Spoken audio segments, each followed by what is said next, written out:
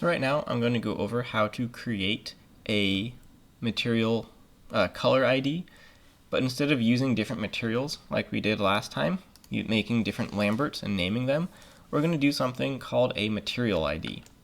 I'm sorry, we're going to use a vertex color, not a material ID. It works in a very similar way.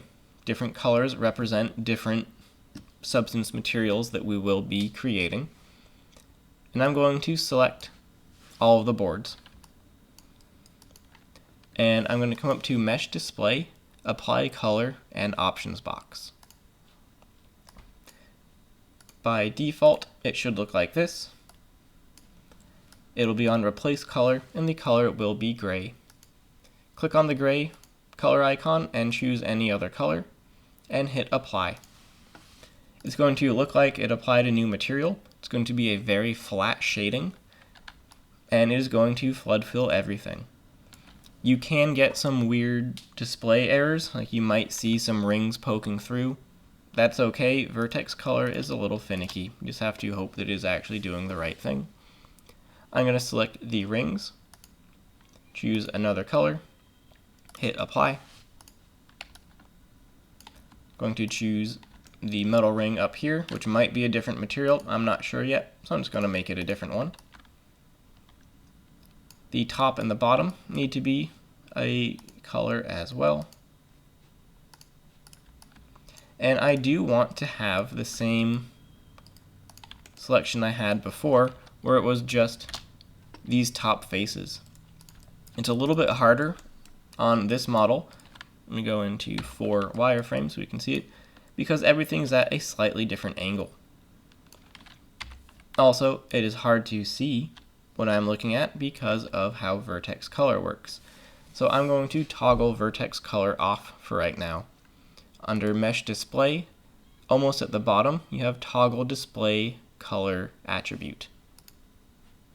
You need to have your model selected first.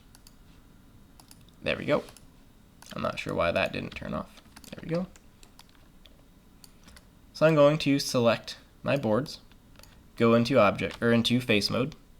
I'm hovering over anywhere in the background, so when I go into face mode, they will all go into face mode at the same time.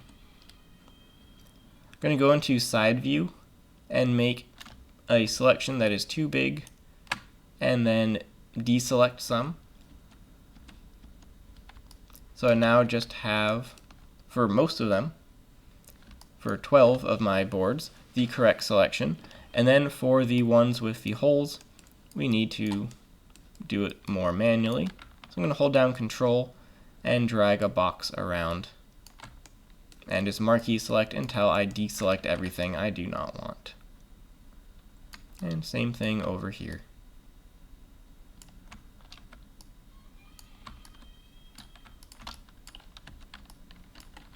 You can always check in wireframe to make sure you don't have anything incorrect selection. And I'm going to pick a new color, this time green, and hit Apply. Since I applied a color, it will turn my vertex color back on, just on those selected objects. So now I'm just going to turn vertex color on for everything. So I have a very flat, weirdly shaded bucket with good UVs. Now I'm going to export it. I'm going to not export the curves. If you export the curves in the group or in your selection, it doesn't really matter. Painter won't see it. I'm going to rename the handle to handle. And I'm going to assign a new material. I'm just going to assign a Lambert to everything. That will not get rid of your material ID. Your vertex color. And I'm going to rename my Lambert to Bucket Matte for bucket material. Then with everything selected, I'm going to go to File, Export Selection, and I'm going to export it and put it somewhere convenient like the desktop. Or what you should do is go to File, if you have not done this already, Project Window,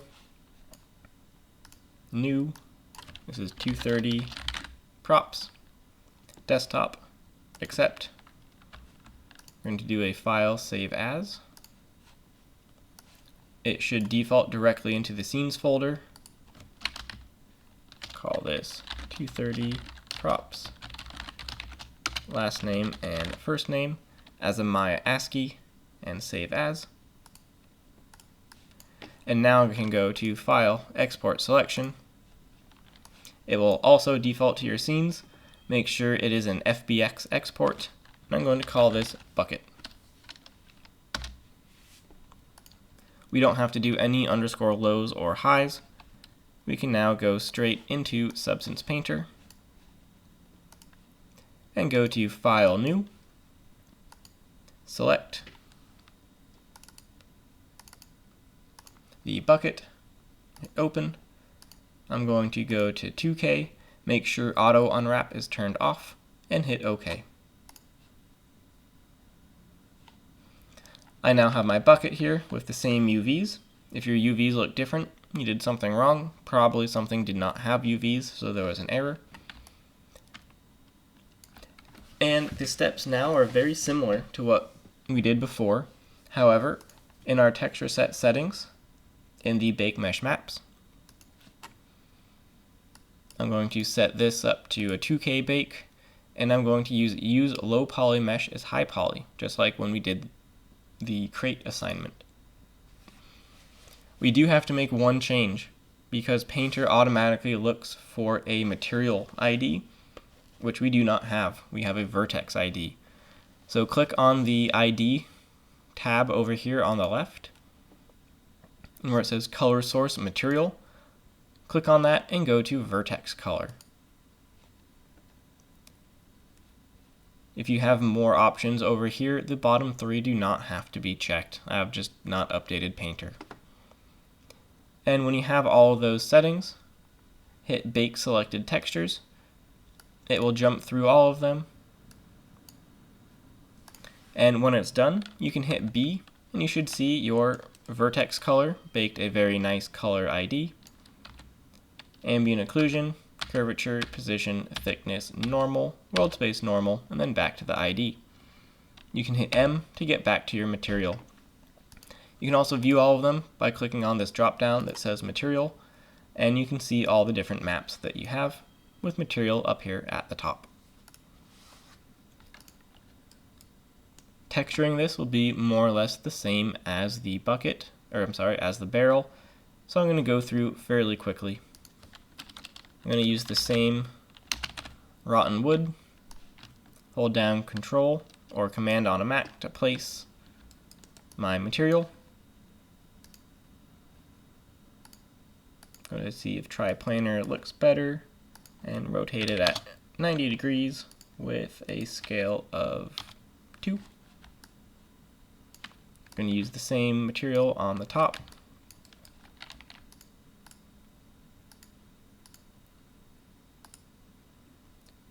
That one with a spherical and a scale of 2. That's looking pretty nice. I'm going to use the same material on the bottom. And the reason I have different color IDs for all this, even though it's the same wood material, is that they all have slightly different projections and rotations. So it just makes it a little bit easier for me to quickly place all of these. And I can manually rotate that to line up with the planks that I modeled in. I'm going to do a new search for metal and come down to iron raw damaged. Sounds good.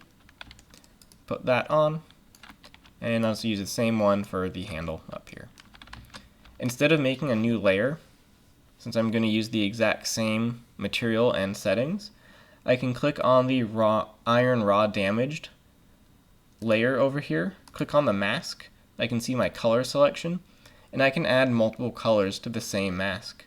So down here where it says pick color, I can click on the blue, and I now have this one layer going to both of these different colors.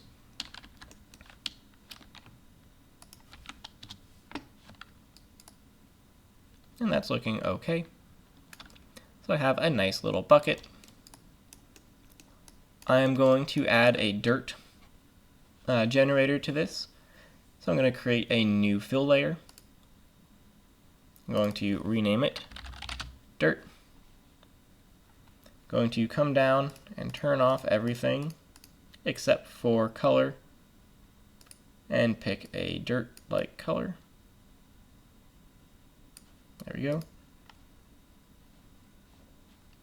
And then right click, add a black mask. That will get rid of everything. And with my new black mask, come to this magic wand and add a generator. On the generator list, I'm going to add dirt. And that will put in dirt everywhere where there is an angle, and it will leave some areas that are very kind of too clean looking. So I'm going to go back to that magic wand and add a fill layer. And where it says grayscale on the bottom, I'm going to type in dirt. It doesn't really matter which one you choose. I'm going to go for the grunge dirt muddy. Bring up the balance and the contrast. And what this does is it will just add some dirt in areas that the dirt generator would not generally get. However, it is completely overriding it. So I'm going to go to normal for my blending mode, NORM, and go down to screen so it overlays both of them.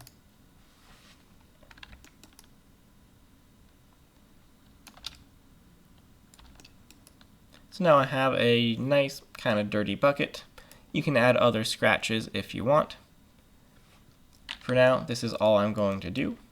So I'm going to go to File, Export Textures, change my export location to my source images folder, and make sure my template is set for Unity Universal Render Pipeline Metallic Standard.